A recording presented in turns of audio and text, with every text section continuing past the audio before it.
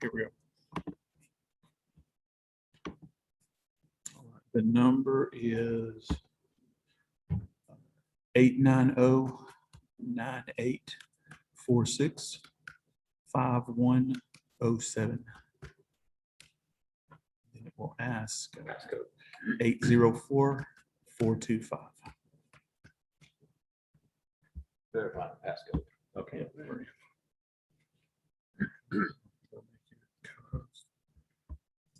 Watch you get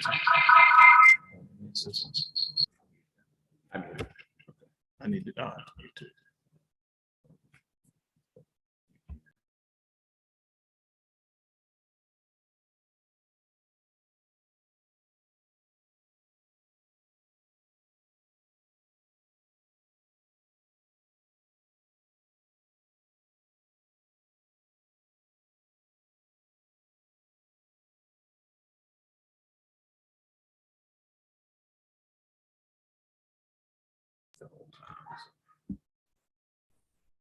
Test, test. I see it going up and down there. Test, test.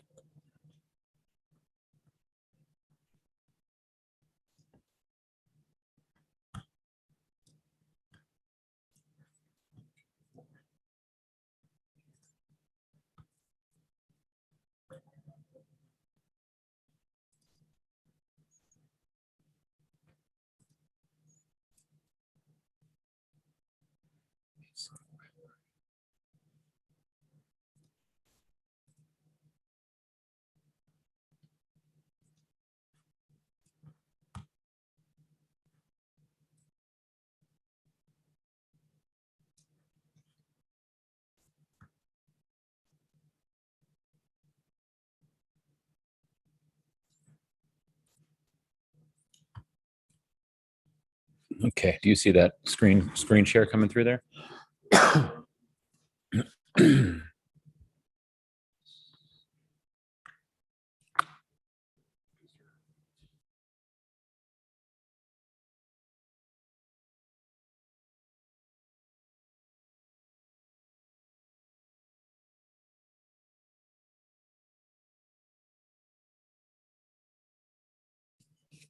And can you see if people are in there? Yeah, there is.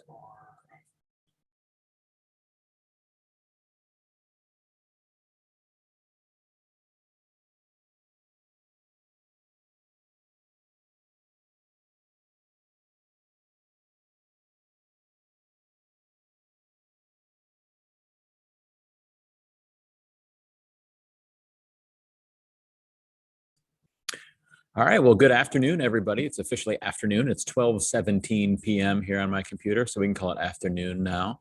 And we're going to talk about the 4 MVPs of remote and blended learning from a hashtag EduDuctTape mindset. Now, you might be wondering what they mean, and I'm going to tell you all about what they mean here in a moment. That's a long sentence there for that name of the session. You're like, Jake, that's a lot of things in there. What do those things mean? I'm going to tell you all about them here in a second. First off, let me introduce myself. I am a science teacher from Ohio. My name is Jake Miller. I am also the host of the Educational Duct Tape podcast, and my true passion, even though I like what I do in the classroom with students, my true passion is supporting educators with educational technology. So this session here came out of my desire to do so, to support educators with educational technology at the beginning of the pandemic back in March of 2020, because I knew we had educators around the world who were going to be teaching in lots of different settings and maybe changing settings throughout the 15 months that came. We didn't know it'd be that long, but throughout the time after that, they might be changing from being remote to being in person to being concurrent. And so this session came out of my idea of saying, what are the MVPs for educators in these different sessions or these different settings that works across all of the settings. So before we get to that, there is my contact information on the screen. If you have any questions, or if you use some new tools after today's session, use them in the fall and love them, I'd love to hear about it. Please feel free to reach out at that contact information that you see on screen there. You also see the website for my podcast and my own website, and my social media handle that works on all of the social medias out there. But more importantly is what's up at the top of the screen, which is a link to these slides. So if you go to jakemiller.net/4MVPs, you'll get access to these slides. You can also get access to register to win one of the 2 giveaways that I'm doing here at AETC. So the first one, I'm giving out one of these for every session. So it's a sticker. I know a sticker doesn't seem like a big deal, but when you see the sticker, you're going to go like, oh, I want one of those. And if you're the winner, you'll pick one of these 2 stickers, either this one here, which I believe to be the correct one, which says it's pronounced GIF, as in gift, or this one here, which I believe to be the incorrect one, which says it's pronounced Jif, like the peanut butter. Now, I believe in the one on the right. I won't judge you if you pick on the one on the left. I might, look at you sideways when I package it to put in the mail to send to you, but otherwise you can have whichever one you choose if you are the winner. And so I'm giving out one of those for every session I'm doing here at AETC. And then across all of the sessions, I'm going to pick one person that fills out this form at one of those sessions, and they're going to win a copy of my new book, Educational Duct Tape and EdTech Integration Mindset. It's not out yet. It comes out either at the end of July or the beginning of August. Actually, on my flight home from Alabama back to Ohio tomorrow, I will be doing my final set of edits and sending it back to the editor to prepare it for layout, so that that printing process can begin. And we'll see when exactly that falls. And also, as you can tell by that picture there, the cover's not done yet either. So I've got a generic looking version of the book there. But by the time you get it, it will be done. I promise. You're not going to get like a manuscript of it. You'll get the real book if you're the person that wins it. And to win it, you've got to fill out that form at that site, jakemiller.net/4MVPs. Okay. And again, also at that link are these slides, which I hope are really beneficial to you, because these are the 4 educational technology tools that I consider to be the MVPs of remote or blended learning, either setting. These are the MVPs of them. What I mean by MVPs is these are the Michael Jordans of educational technology for me. These are the LeBron Jameses of educational technology for me. I don't know who you're cheering for down here in Alabama, but these are that person from Alabama of educational technology. These are the tools that do lots of different things to support you in your classroom or in your school. I, this year, for example, fell in love with using Bluekit in my class with my students. My students absolutely love it. If you've never heard of it, it's BLOOKET. Bluekit is not an MVP of remote and blended learning. It doesn't mean I don't use it. It doesn't mean I don't love it, but it's not an MVP because it only does 1 or 2 things. It does them well. It lets me have a fun review with my students. It helps them self-assess. And it's a little bit of a kind of a weak formative assessment for me, but it's formative assessment. And my students enjoy it, and I enjoy it, and it's a fun way to spice up class. But that's about all it does, right? And so even though I still continue to use it, it's not one of my MVPs. These 4 tools we're going to talk about are MVPs. Like a guy like Michael Jordan, they're amazing shooters, they're amazing hustlers, they're amazing team leaders, they're amazing defensive players, they have tenacity, they do all of the things, right? And that's what makes them an MVP. The second part that title list there is remote and blended learning. Now, when I say remote, I mean everybody's at different places, kind of like you and I are right now, watching from their own place. So remote means completely separated. Blended learning to me, and this was one of my pet peeves of what happened in education during this last year and a half, the term blended learning got kind of blurry what it really meant. To me, pre-March 2020, blended learning meant we're in the classroom, we're doing some things with technology and some things without technology. That's blended learning. Blended learning is the thoughtful use of technology in an in-person classroom. So when I say blended learning, I mean we're all in the room together, but we're using some technology. So when I say these are the 4 MVPs of remote and blended learning, I mean they're MVPs whether we're all in different places or we're all in the same place. It's not a tool like Zoom, like we're using today to record this, where if we go back and face to face in the classroom, you're almost never going to use Zoom except for maybe to bring in, an expert from the field to talk to your students.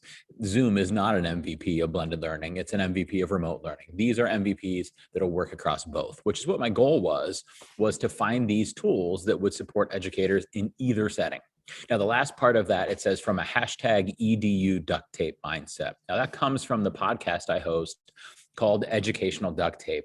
And what Educational Duct Tape is my idea that these tools that we use, they are just that. They're tools that we're using. We start with a goal, and then we identify tools that support that goal, right? So for example, years ago, I had a goal of sharing EdTech with more educators.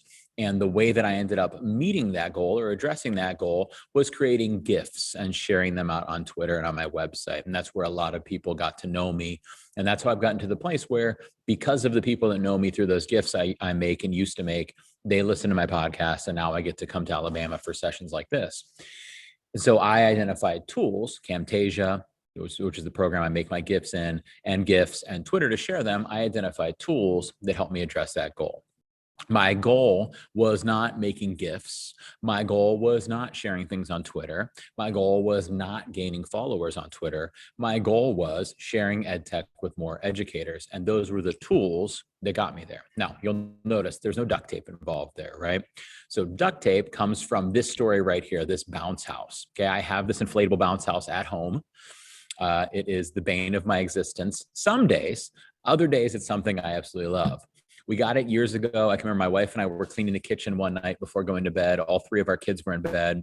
And my wife said, showed it to me on my phone, on her phone, and said, I'd like to get this for the kids.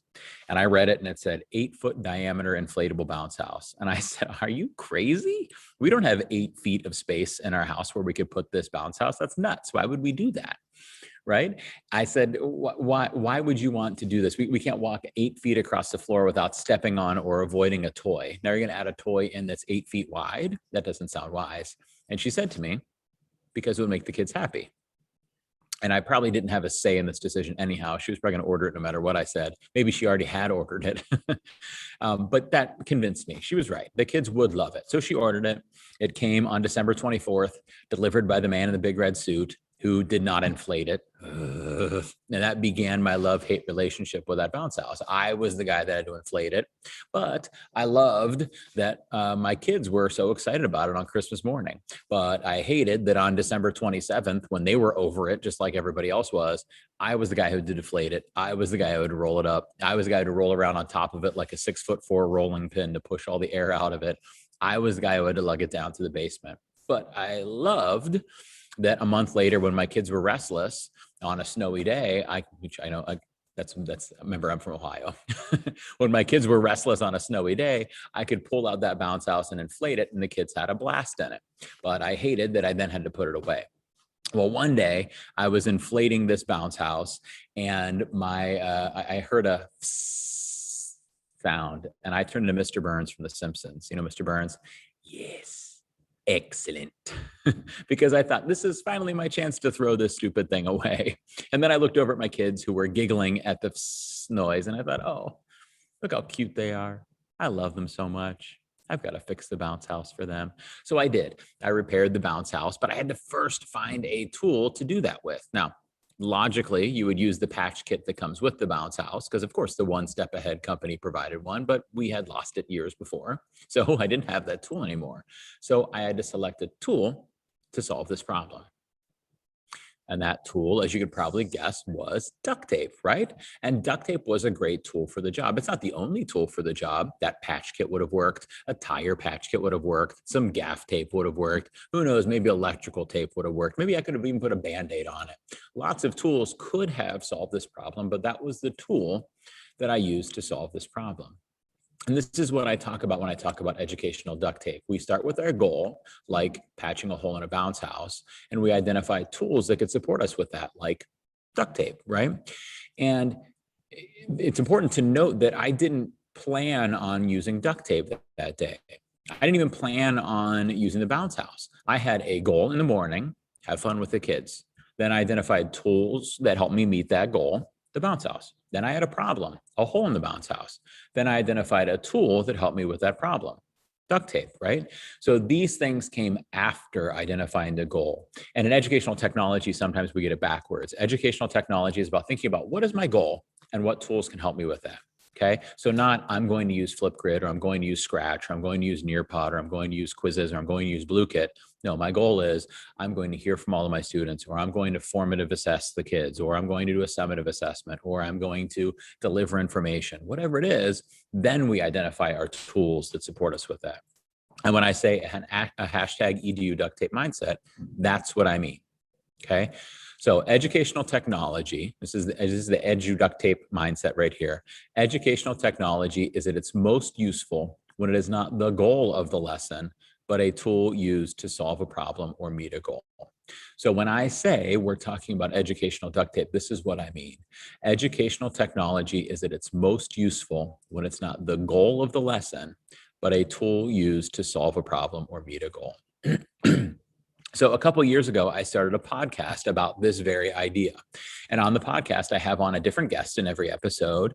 And the guest and I don't go, okay, today we're going to talk about Pear Deck, or today we're going to talk about Google Meet, or today we're going to talk about Scratch, or today we're going to talk about GimKit. We love the tools, but we say, today we're going to talk about formative assessment, or today we're going to figure out how to get our kids more engaged in instruction, or today we're going to talk about how to deliver exciting instruction, right? Or today we're going to talk about how to bring some choice into the classroom.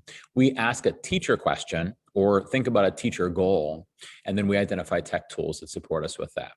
So when March 2020 happened and we were all in this state of what's education going to look like now, I stopped and I thought, well, what are our goals that persist across both of those? At first, this was my goal to support educators that were in this situation. But then as I moved from being a technology integration specialist back into the classroom as a science teacher, it became my goal to work on these things to support my own learners in my own classroom.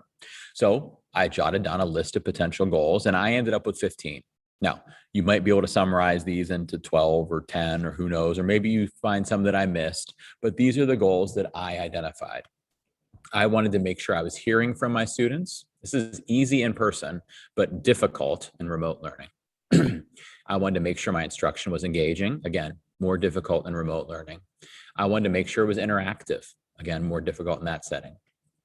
I wanted to build rapport with my learners. I wanted to formatively assess them.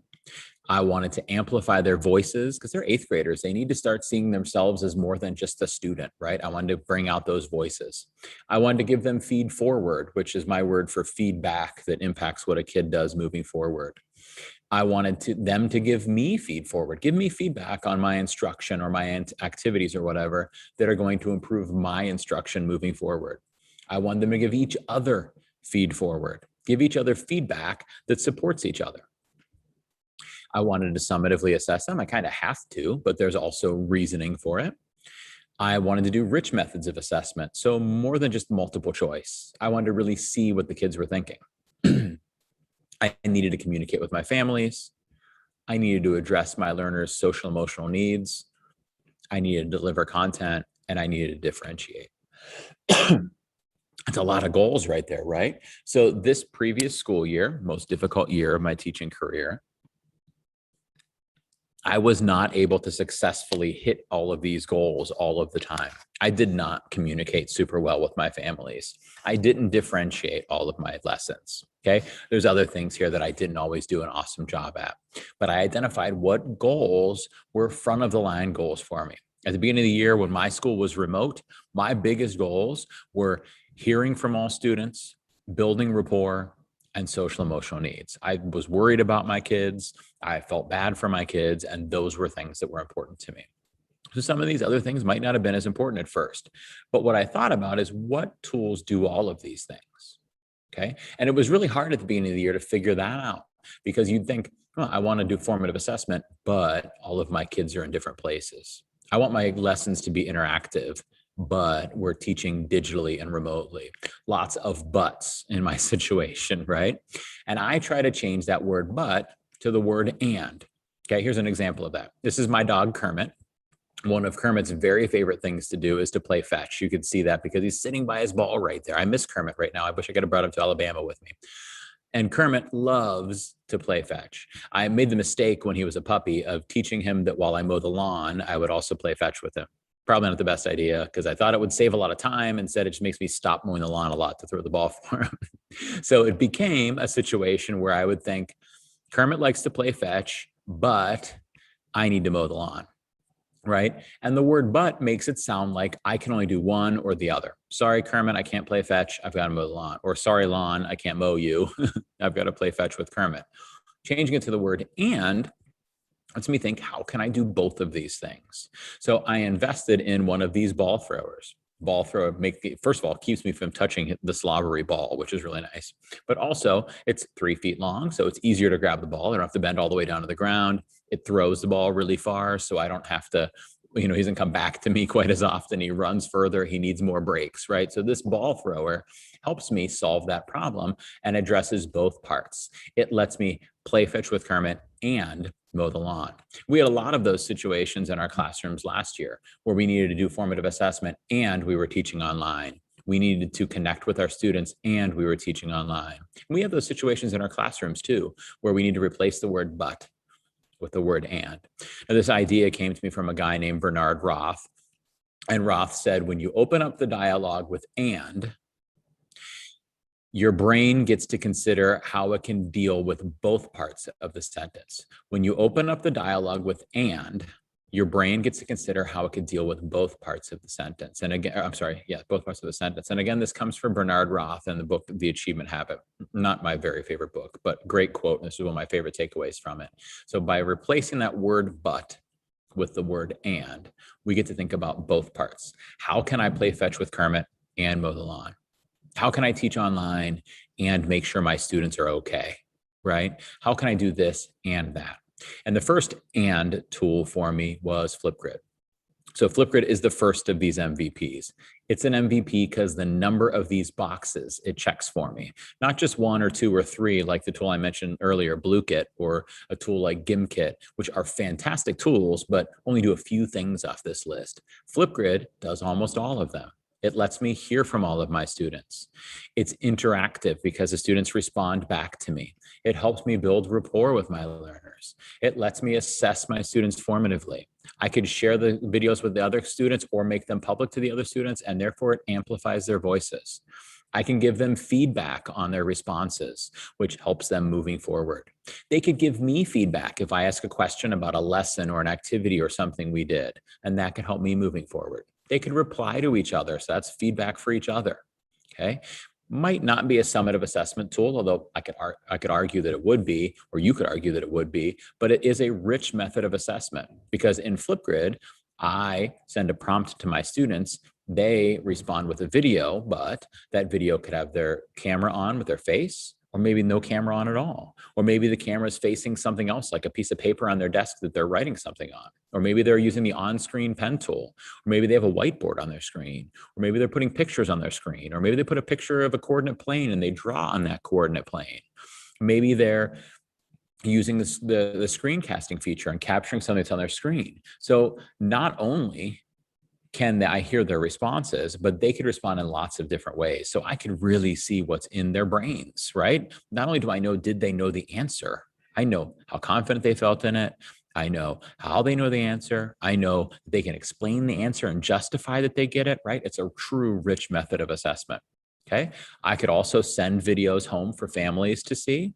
And I can make videos where the families can respond by giving them a guest password. So if I wanted to, I haven't done it before, I could. Now, that's the thing I want to point out here is even though we can do these things, we need to give ourselves permission to know that we can't do them all, right? So this past year in my classroom, I used Flipgrid probably 5 times, right? Because there just weren't a lot of opportunities where I had time to integrate this in and watch all of these videos. That can be a tough part with Flipgrid. They're beneficial, but you don't always have time for it. Same thing with communicating with the families. I didn't have time for that. It was one of the things that fell off in my classroom this year, and that's okay. Next year, I'll add that in. Continuing on, because I'm conversing with my students by video, it can address their social emotional needs. I can also have a private channel on Flipgrid where nobody can see each other's responses except the teacher, and that student can see their own. And so the student can ask me things, ask me for some kinds of support, and not have to worry about their other classmates seeing it. So certainly that helps me address social emotional needs. Okay. I could record my own videos on there and send them home. So that's content delivery. And you can differentiate in Flipgrid because, as I mentioned earlier, maybe they record their video on, maybe it's off, maybe they screencast, maybe they show pictures, maybe whatever, right? And there's things like closed captioning and things like that built into it. And they could rewatch the videos, they could speed them up, they could slow them down. So it's not the perfect UDL tool or Universal Design for Learning tool, but it does allow some differentiation in there. And also I could send different students different prompts. So definitely chances for differentiation in there. Okay, so that's the first of my MVPs of blended learning, because look at it. It hits on all of these things. And you could probably argue that you could do engaging instruction in there. Hey, you know what? I think you could. And you could argue that you could do your summative assessments in there. And you know what? You could. It wouldn't be a traditional version of a summative assessment, but you could. So maybe Flipgrid hits on all 15 of them. And that makes it an MVP. And that's why I include it in this list. Okay. But it's all based off of that replacing the word but with the word and to think about both parts of the sentence. How can I hear from my students and do it in a remote learning situation?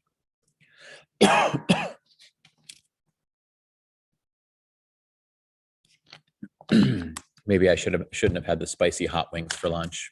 I didn't really.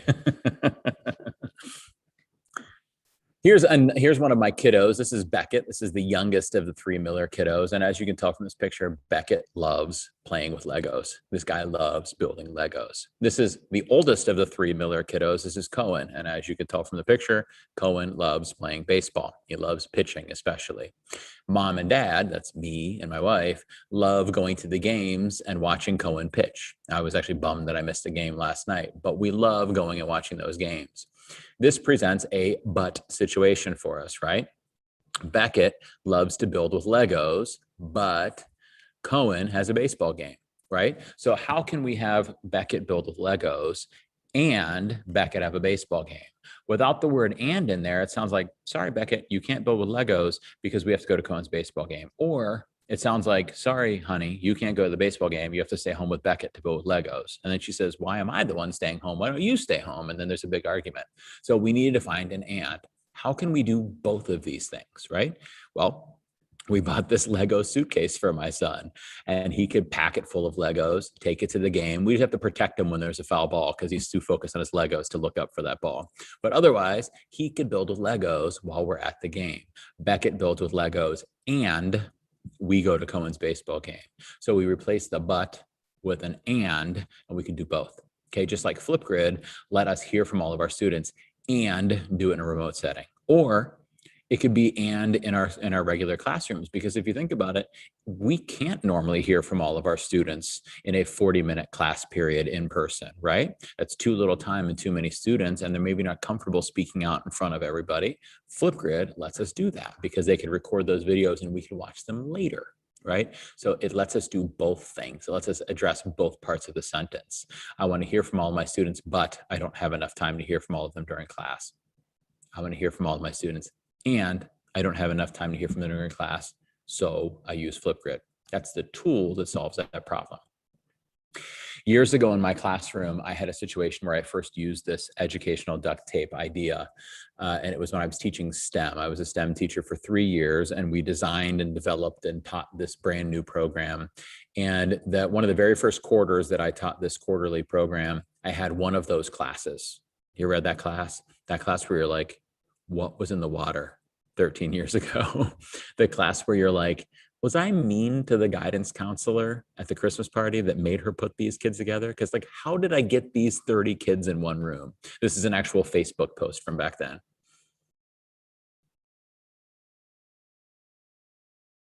I see this every year in my Facebook memories, and every time it makes me laugh. But what makes me a little sad is when you look at the comments in there, because I see a lot of my colleagues from that school that I used to teach at, and they say, oh yeah, I saw that group of kids. Good luck getting them to behave. Or, oh, I covered for you while you're at the conference the other day. That's a really rough group of students. Or, oh, I get them next period. I can't get them to calm down either. And even though those were, honest responses, it was a lot of student blaming, right? We were saying like, that's a tough group. That's a hard group. And I was doing the same thing. These kids together are just unteachable. Well, I started reflecting on this situation and thinking about, well, who are the kids that are giving me problems in this class? And I realized that the kids that were misbehaving were either high achieving, fast processors. They could do work quickly and were waiting for my instruction to catch up to them. So they goofed around while they waited. Or they were lower achieving or slower processors that were maybe struggling to keep up with me. So they goofed around rather than either trying, right? Because they were so frustrated they couldn't keep up. They just goofed off. My Goldilocks kids, the kids I was teaching at the perfect rate for, They were just fine. So I realized maybe I was partially to blame here. Okay. And I thought about an equation called E plus R equals O. And you can see it on my bracelet that I wear almost every day too, because I try to address almost all problems in my life using this theory here. Should I call it a bracelet or a wristband? Is it girly for me to call it a bracelet? It's a bracelet. Robert says it's a bracelet too. Okay, good. So E plus R equals O. We think about the event that we have no control over. This is a tough group of 30 kids. They are widely varying ability levels. Some of them are frustrated. Some of them goof off when I move too slow for them. Some of them goof off when I move too fast for them. I have no control over any of these things though, but I do have an outcome that I want to get to, right? All of them behaving, please. All of them learning, all of them proud of what they're doing, all of them feel good about what they're doing, and them having good rapport with me, right? So I have this outcome to get to. I have an event, though, that I have no control over. So what I can do is choose a response that gets me from that event to that outcome. So this equation originally came from a guy named Jack Canfield, and Jack is one of the authors of Chicken Soup for the Soul and that whole series. And he was a speaker and motivational speaker too. A lot of people talk about E plus R equals O as well. I actually purchased my bracelet through Focus 3, which is Brian Kite and Tim Kite run that organization and speak about it. And a lot of them will tell you that E plus R equals O can solve any problem. Well, I don't think that's true because not all problems are created equally, but I do believe this is the best way to find a solution that might get you there, right? If we think about the event that we have no control over, the outcome that we want to get to, the only thing we could do is choose how we respond. So how did I respond to this difficult group of students? I developed a student-paced course. I was thinking, I want my class to be, well, before I get to that, I developed this student-paced course where the kids went through all of the content in order on their own, and they didn't have to wait for me. So when they finished activity 1, they moved on. But if they were a little bit slower, they took another day on activity 1, and it didn't matter, right? That way, those slower processors could take their time and feel confident, and I could support them, and those fast processors can move on. And that freed me up to work with those kids who are moving a little bit slower by letting things be student paced. But I had a problem here, and it was a but problem. I want my class to be student paced, but I need to give instructions. So I had to think, how can I make my class student paced and give instructions? How can I introduce these projects and give them instructions if they're not all on the project at the same time? So I developed this website. I put them all in order, and each activity linked out to maybe a video of me giving those instructions, or maybe a Google Doc of those instructions typed out. And that, by looking at how can I give instructions and have it be student paced, I was able to come up with a solution that worked for it. Now, it wasn't perfect. It wasn't a utopia.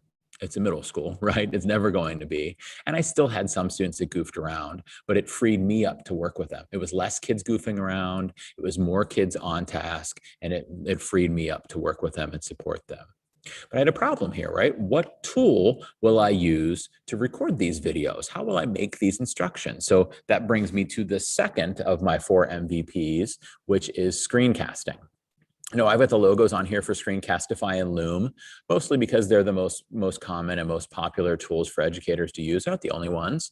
I personally make my screencasts on Camtasia. Most people don't because it's a paid tool.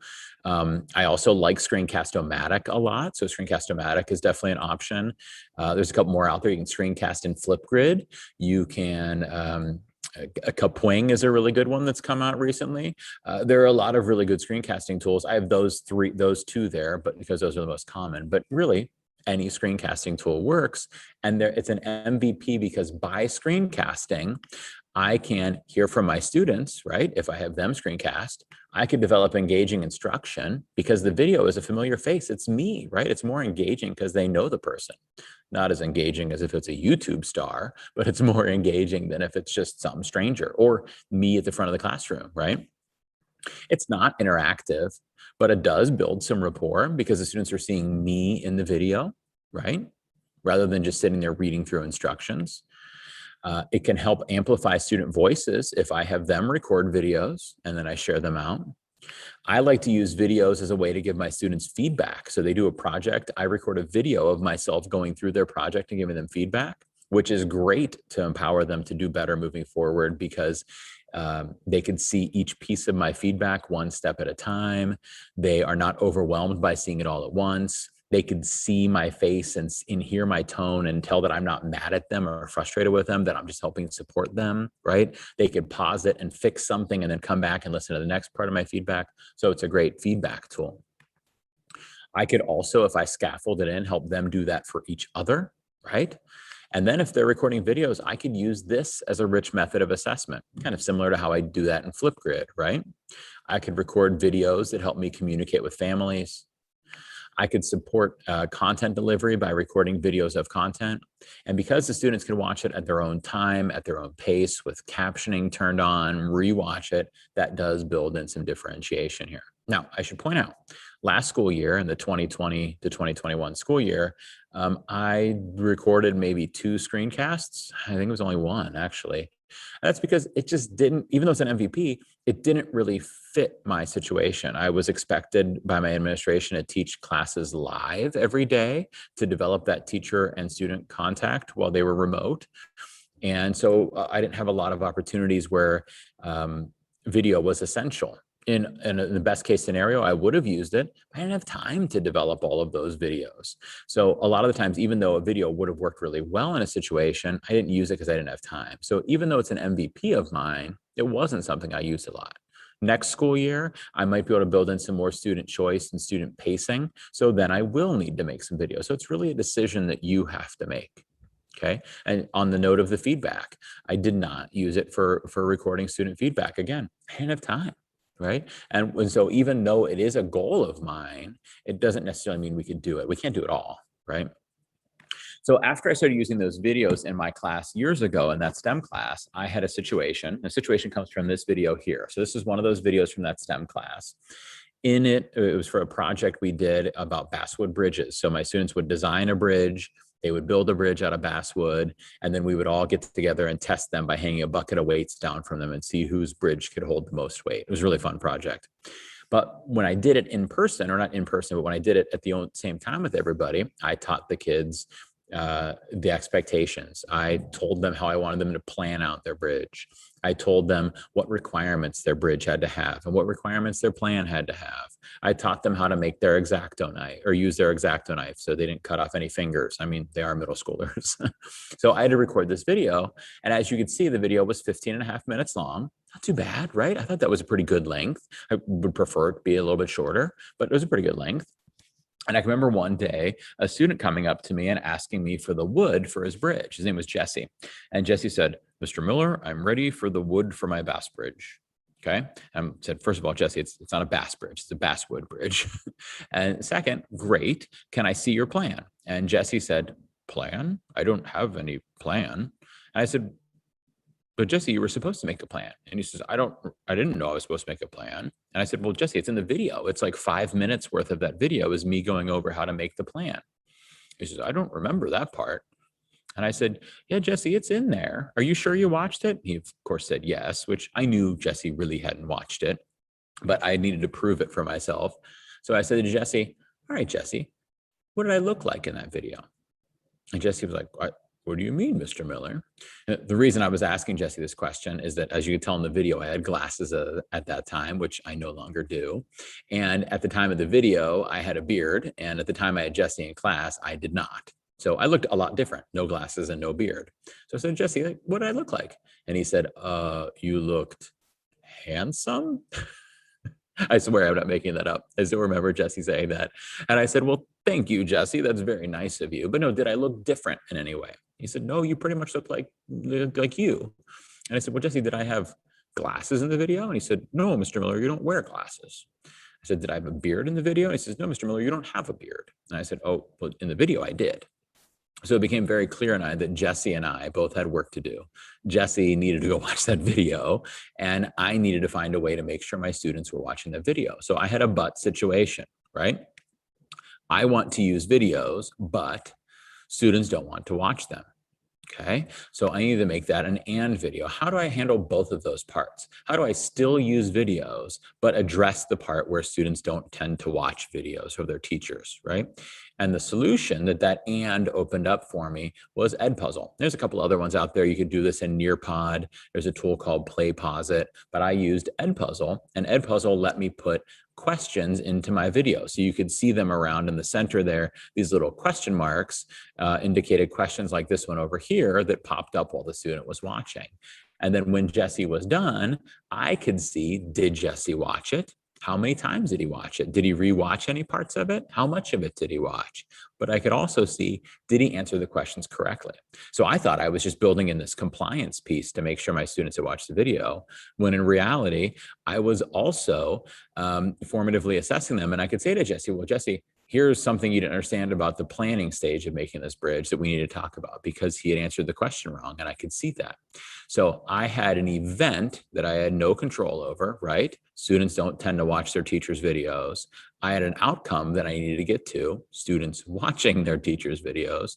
So I chose a response that got me there using EdPuzzle with the videos. So EdPuzzle is the third of these MVPs. And it's the third of these MVPs because it addresses so many of these things. And certainly if you're going to record videos in Screencastify or Loom, you want to use a tool like EdPuzzle to bring this in.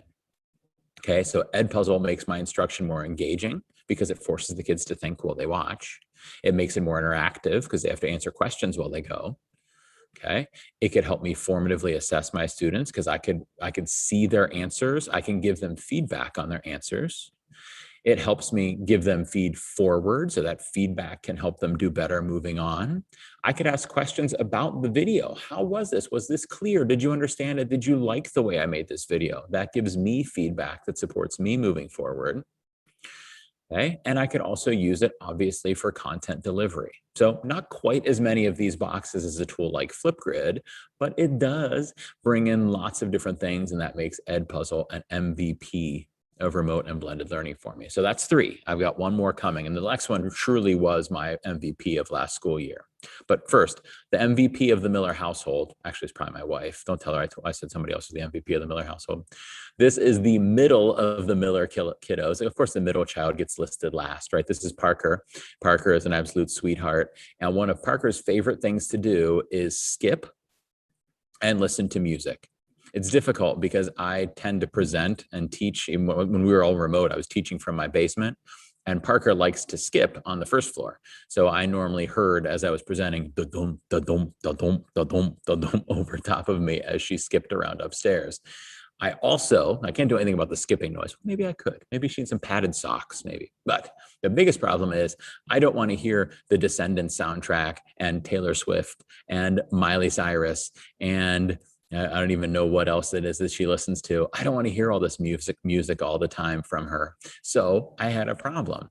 Parker likes to skip and listen to music, but we don't always want to hear her music. So we needed to address that. How can we make it so she gets to do that and we get to not have to hear it? Well, the answer is kind of obvious, right? We got Parker some headphones, but this tool addresses both parts. She still gets the thing that makes her happy, and we don't have to hear her music, right? So it addresses both parts of that. It's a response that brings me from my event to my ideal outcome, okay? Last year, the tool that did this for me in my science classroom was Pear Deck, for sure. Pear Deck was the MVP of my classroom. I had to teach live. I was really worried I wasn't hearing from all of my students. I had lots of black Zoom screens where they weren't connected, right? I couldn't hear from them. I had this problem in my face-to-face classroom before that where the kid's looking at me, but I'm 99% sure they're not paying attention to me, right? And I needed a way to hear from them and make sure I needed a way to assess formatively all of the students in my classroom, right? And Pear Deck became that tool. And Nearpod also is a fantastic one for it. My school district just happens to be a Pear Deck district. Both of them are phenomenal tools. But what they do is they take something kind of like a Google Slides presentation and build formative assessment into it. So just like this that you're in right now, imagine that I was asking you questions as we went through that. And you're like, that sounds better, Jake. I can't do it this format, I'm sorry. But that built that into my lessons with my students this year because it helped me hear from my students. It made my instruction more engaging because they were a part of it. It made my lessons more interactive. Because I was hearing from my students, it helped build rapport. It let me do formative assessment during my lessons. I could share students' responses with the rest of the class, so it amplified their voices.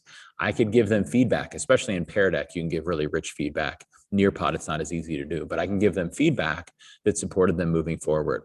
I could ask questions about my instruction that informed it moving forward, so that was good feed forward from them, okay? I also could probably use it as a summative assessment tool, right? Because I can ask multiple choice or extended response questions in there. I actually did use it for a couple of assessments this year because my kids were familiar with it. Okay. It was a rich method of assessment because in both tools, not only can you do multiple choice and extended response, but you can draw and you can drag things around the screen. And in Nearpod, students can add pictures onto the screen and they can record audio responses in Nearpod as well. So definitely a rich method of assessment. Okay. Doesn't really help me communicate with families, but does support social emotional needs. First of all, because I'm hearing from all of my learners, I'm knowing when they're feeling stressed out or confused, and I'm able to handle it before the test comes or before the meltdown happens, right? But also because at the beginning of the lesson, Pear Deck automatically says, what are you? Frowny face, smiley face, or in between face. And in Nearpod, it doesn't, but you could add that in, right? And they have pre-built templates and lessons for social emotional needs. So I can really address their social emotional learning. And actually, my students last year, they developed the understanding that whenever they put frowny face, I was going to talk to them about it. Okay. And sometimes they'd say, nothing's wrong, Mr. Miller. I clicked on an accident, or I'm okay. I'm just not feeling great today. And maybe they really were hiding something from me, but at least they knew that I cared. Right. And sometimes they really did have something to talk to me about. Actually, there was one time where I had a young lady who was contemplating self-harm, and I was able to reference that or refer that to our guidance counselor because Pear Deck asked that question for me and gave me the opportunity, gave me the lead in, gave me the foot in the door to say, hey, what's going on? What's wrong? And then she was able to share with me. Now, of course, I had to have that rapport with her for that to happen, but at least that piece was there. And obviously, they're both great content delivery tools, and they do bring in some differentiation. They're not perfect for it, but because students can respond in different ways, and because I can make the lessons asynchronous and let them work at their own time, and because they both allow the teachers to record audio along with putting in text, so that gives them two ways to process the information, because the immersive reader and tools like that work in there to have things read aloud, there is some level of differentiation. And you can see Pear Deck and Nearpod hit on almost all of these.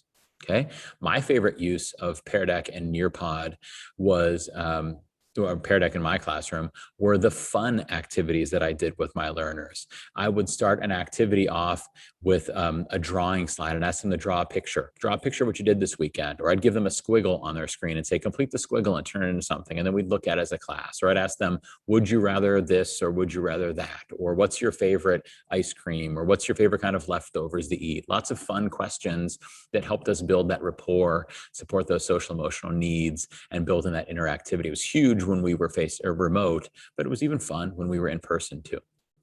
Okay, so this is the point where I ask you guys if you have any questions. Okay, now there is the ability for you to ask questions within the viewing window, but many of you are probably not viewing this live as I'm sitting here sending this out to you. Actually, worst case scenario or best case scenario, you're watching it 10 seconds after I said this because there's a delay. So most of you will not be able to ask questions that way. If you do have questions, I would be absolutely ecstatic to answer them for you. So I will answer any that come in live here, but also if you have any additional ones, or if you're just asking them, if you watch this video later and you ask the questions later, you could certainly email me or send me a message on social media and ask me those questions. If you want to know about the use of Pear Deck or Nearpod or Screencastify or Loom, or why I choose this and not that, or Flipgrid or whatever, any of those questions, please feel free to reach out. Or if you try one of these tools this coming school year for the first time and have amazing results, by all means, please feel free to reach out. Okay, and you see that contact information there. Remember that at that link there, jakemiller.net/4MVPs, you also have access to these slides. So you can go back and look at them. And there's also that giveaway. I will email out. I'll give it some time before I email winners because I know some of you are going to watch this on a delay. So I'll wait until the video closes down and your access wraps up before I send out the winners for that. And one person will win that sticker, and they'll tell me what they want. And I'll mail it to them. And one person from one of my sessions today at AETC will win one of those copies of my book. Robert, any questions coming in so far? The only question we have right now is how can you create an EdPuzzle? how can you create an EdPuzzle? So let's look at it. We've got some time, right? Let's hop into EdPuzzle and check it out. So I'm going to open a new tab here. And I'm going to click over to EdPuzzle. And I'm going to pull this down here a little bit. I'm going to grab one of my favorite videos to create an EdPuzzle of, which is this Rick Astley Never Gonna Give You Up video, because I love that I'm Rick-rolling my students by doing that. But notice when I do that, that I can either add content by uploading a video right here. So if I have a video I recorded somewhere else, I could pull it in. There's also a button in Screencastify that lets me automatically push my videos into EdPuzzle. Or I could search from a database of ones that are already available. So like, got a YouTube video you really like? You can grab it from right here. Or they already curated some Khan Academies and Veritasium and things like that that we could use right in here.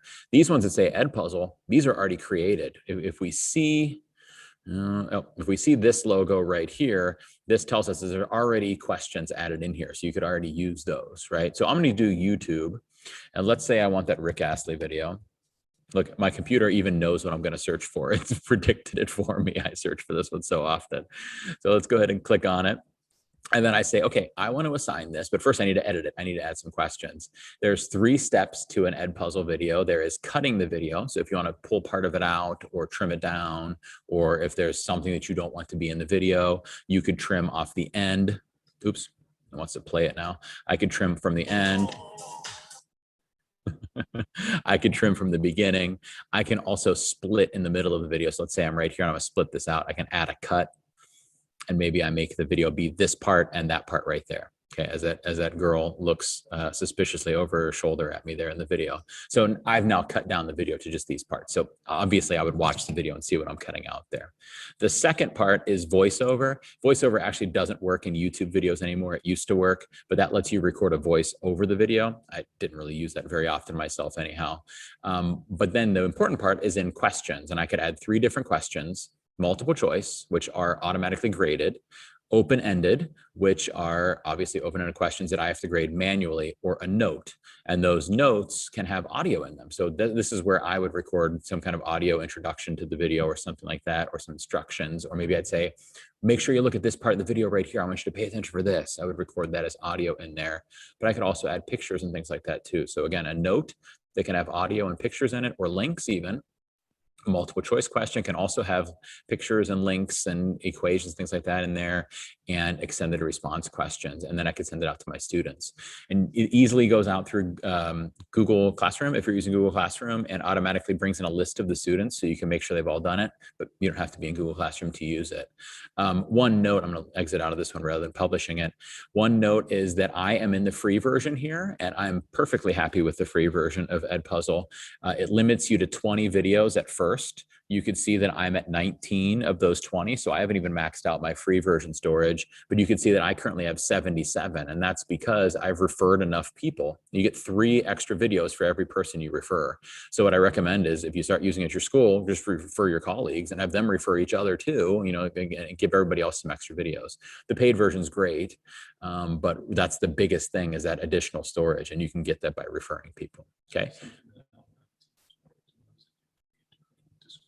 Oh, yeah, and they also integrate really well into Schoology. Can you embed them into Schoology too? They actually have one of the apps. One of the apps. Goes with it. You follow the steps on the LTI.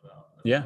Yep. Nice. So Robert says you can also embed these right into Schoology too. There's an app right in there. So you would build it in EdPuzzle and then go select it from in Schoology. And I bet it even passes the grades back. So once you grade an EdPuzzle, it'll pop those grades right into your Schoology grade book. Let's look really quickly at what that grading experience looks like. So if I go into one of my classes, and let's say I go into this fake class, show this graded assignment here. So you can see this assignment here. Little Jake Miller watched it. That's fake Jake right there. When he goes in there, you can see he watched 50% of it, and he got 50% of the questions right. And I can go in and grade him too. Not a very good example because there's nothing to grade there. Let me go into this Summer Institute class from last year. This is one I did, or actually from a couple of days ago. I'm going to drag it over so we can't see people's names. So I've cut off the names portion, but I could see how much each of these people watched. I could see when they watched. I could see what score they got on it. I could see if they've turned it in or not, if they're on time, or maybe they're late. And then I can go in and grade the extended response question. So again, I've got part of my screen not showing to you here, so you don't see their names, but I could see their answers, and I could either mark them right or mark them wrong, or mark them partially right. Why 78%? I don't know. Or I can comment on them. And then when I'm all done, these grades go in, and in Schoology, it'll pass those grades into there, and Google Classroom, it'll pass those grades into there. And if not, the grades, as you can see back at the screen here, I can alphabetize by student name, and it's not that hard for me to type these grades right into Google, to the grade book. Okay, so that's EdPuzzle. Super easy to use the free version. I'm super happy with it myself. A couple other questions, Jake. We have one, how do you keep documentation of assessments you do digitally? Well, it depends on the platform that I'm doing it in. I tend to just keep that kind of stuff in my grade book. In my school in Ohio, we use Progress Book as the name of our grade book. But whatever your grade book is, whether it's Progress Book or Power School or whatever it is you're using, I would keep it in there. Tools like EdPuzzle, it stays right in there in your account. So if I need to go back and see it, it's there. A tool like Pear Deck, if I'm maybe using it for a grade, that Pear Deck session stays in there. Same with the Nearpod sessions. So while I might communicate it in a different place, like my LMS or my grade book, it's still saved in there. Same with Flipgrid. Those videos don't go away.